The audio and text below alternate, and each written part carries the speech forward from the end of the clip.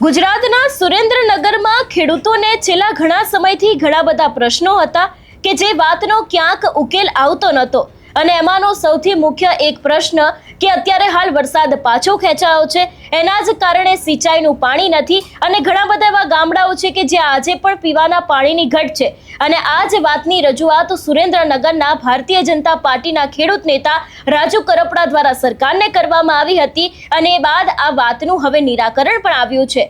આખો આ મામલો શું છે તેની વાત વિગતે કરીએ। નમસ્કાર, હું હંસિની અને તમે જોઈ રહ્યા છો નિર્ભય ન્યૂઝ।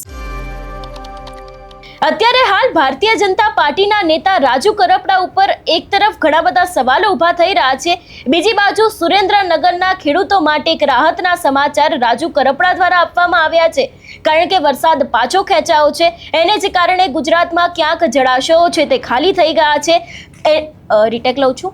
એની સાથે ખેડૂતોને અત્યારે હાલ જે વાવણી માટે સિંચાઈનું પાણી જોઈતું હોય છે અને ક્યાંક આ ધગધગતો ઉનાળો છે એટલા જ માટે ઘણા બધા ગામડાઓમાં અત્યારે હાલ પીવાના પાણીની ઘટ જોવા મળી રહી છે અને આવી જ પરિસ્થિતિનું સર્જન ક્યાંક સુરેન્દ્રનગરના ઘણા બધા એવા વિસ્તારોમાં થયું હતું અને એ વાતની રજૂઆત રાજુ કરપડા દ્વારા સરકારને કરવામાં આવી હતી અને એ બાદ આજે આ સમગ્ર મામલે એક નિર્ણય લેવામાં આવ્યો છે।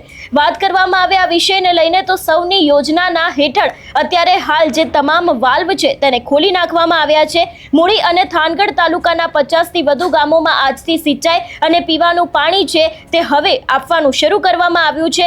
માલધારીઓ અને ખેડૂતોની અંદર અત્યારે હાલ ક્યાંક આનંદની લાગણી જોવા મળી રહી છે।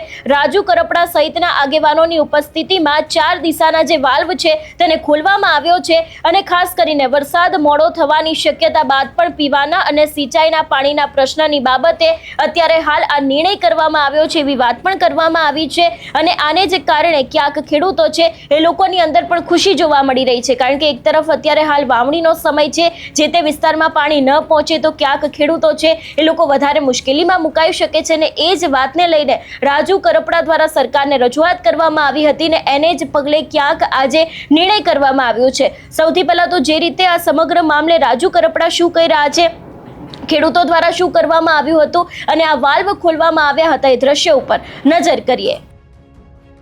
વાલપીના આજુબાજુના 4-5 ગામની અંદર જે નાના મોટા તળાવો છે એનાથી અને જે અત્યારે પાણીની જે તંગી વર્તાઈ રહી છે, જે વરસાદ ખેંચાતા ત્યારે અમારે અહીંયા ખેડૂતોમાં દિવાળી જેવો માહોલ છે અને રાજુભાઈ અમારે જે આ મંજૂરી મળી અને જે તાત્કાલિક ઓલું કરાયું એ બદલ રાજુભાઈનું સૌ ખેડૂતો વતી આભાર માનું।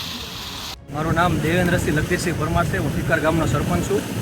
અત્યારે આજે ટીકર, સડલા અને સુજનગઢ ગામમાં જે સિંચાઈ માટે પાણી આવવા માટેનો જે વાલ રામપડાના સીમમાં આવેલો છે એ આજ રોજ ખોલવામાં આવેલ છે। તે માટે અમે તમામ ભાજપના આગેવાનો તથા ગુજરાત સરકારનો ખૂબ ખૂબ આભાર માની છીએ। આ પાણીના હિસાબે આ નજીકના બધા ગામોને સિંચાઈ માટે ખૂબ સારો એવો લાભ મળશે એ માટે અમે ખૂબ ખૂબ આભારી છીએ સરકારને।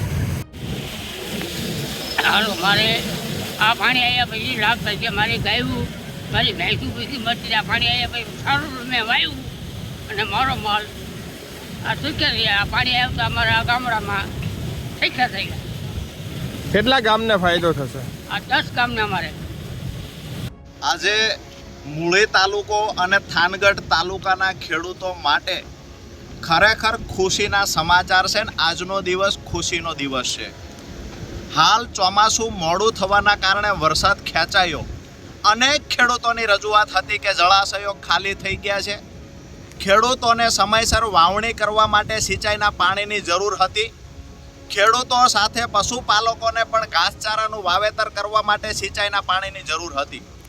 આ સમયે ખેડૂતની રજૂઆતને ધ્યાનમાં રાખી માન્ય મુખ્યમંત્રી ભૂપેન્દ્રભાઈ પટેલને રજૂઆત કરી 2 દિવસ પહેલાં, સાથે જ માન્ય મંત્રી શ્રી ઈશ્વરસિંહ પટેલને પણ રજૂઆત કરવામાં આવી।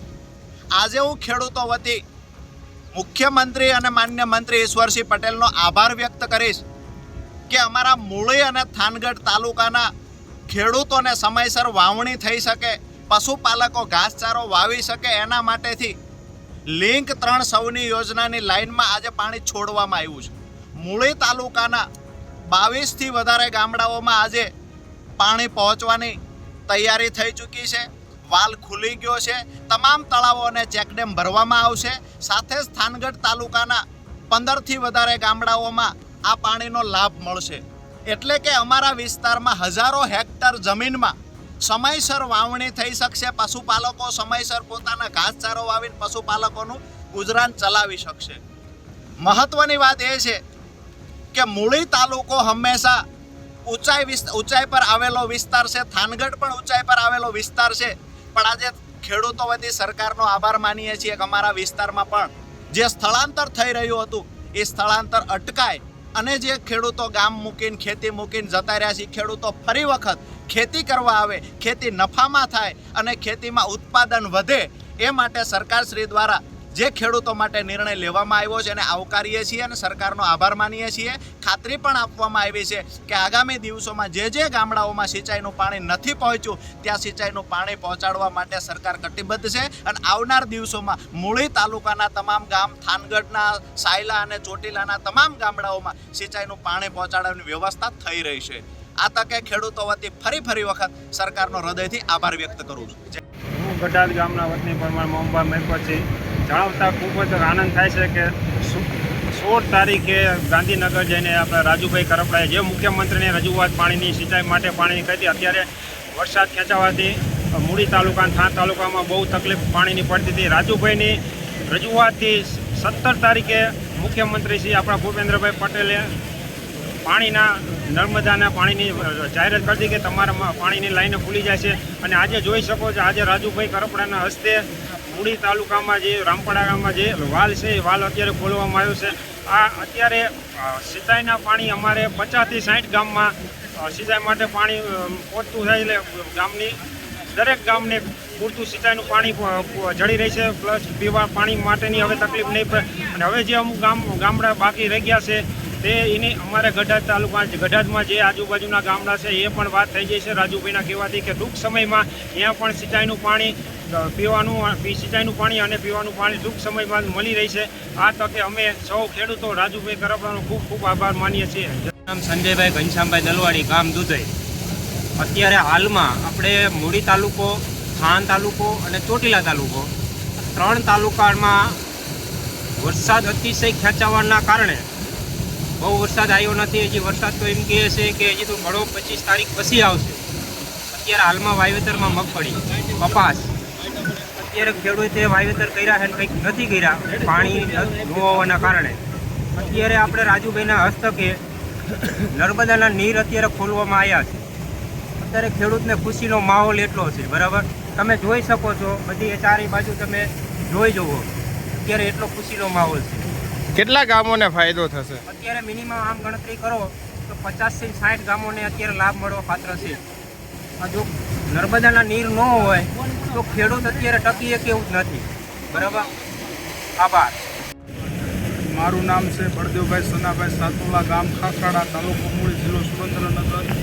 કહેવાની એટલી વિનંતી કે રાજુભાઈ કરપડા તરફથી પાણી ખોલવામાં આવ્યું છે તે આ ખેડૂતો બધાય ખૂબ આનંદમાં છે કે મૂળી તાલુકો કયો, થાન તાલુકો કયો, ચોટીલા તાલુકો કયો, એવા અમારે 50-60 ગામડામાં બધાયને ખેડૂતોને કે આ પાણી જશે તો એટલે બધાયને લાભ મળશે.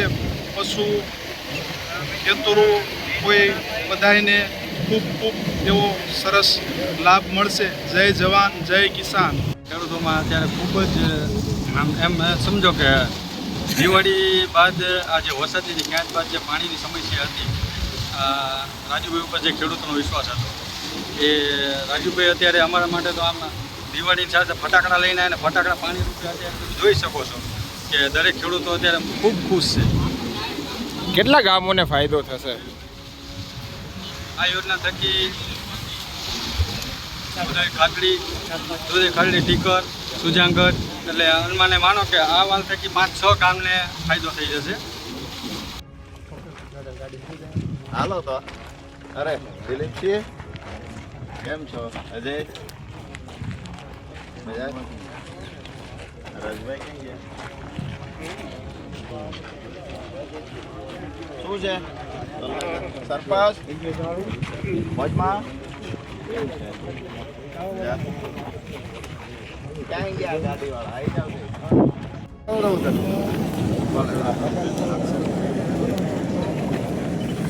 ભાઈ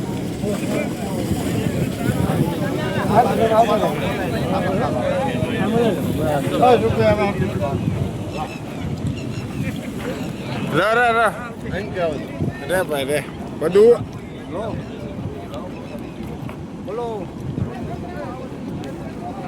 બસ બસ ખેડૂતો આપો વાહ બુવાજી હવે ખાલી